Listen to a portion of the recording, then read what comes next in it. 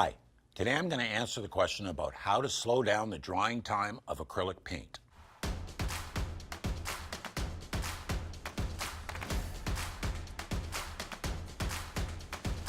Hello everyone, my name is Mike Svob and welcome to my channel. I've been teaching and painting for over 30 years and I've decided to start this channel to help you become a better artist. If you stay with us on this channel, I will answer your questions on a weekly basis about how to become that better artist. There's two solutions to slowing down the drying time of acrylic paint. Two that I'd suggest you use and two that have different issues.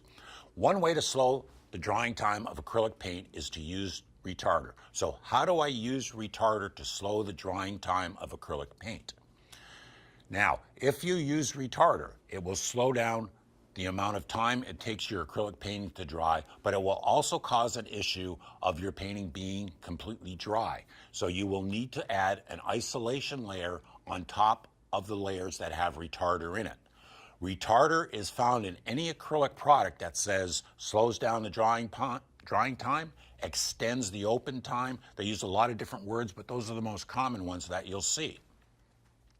The other solution for how to slow down the drying time of acrylic is to raise the humidity level in the area you're in. I live in the West Coast. It's wet and damp all the time. Humidity here is generally high, so I get more time to paint than somebody who lives in the prairies, or if you're in the desert, you don't get any time to paint. So you really do need to use a retarder if you're going to paint with acrylic. So by raising the humidity, you can extend the amount of time that you have to paint while the paint is still wet. So that's one of the things I like to do in the studio. I use a humidifier to do that, one of those vaporizers. You know, sometimes when you're a kid, you get a cold or a flu, you're all stuffed up, your mom puts on the vaporizer, that'll work. Or you can get a humidifier. Anything that raises the humidity will work.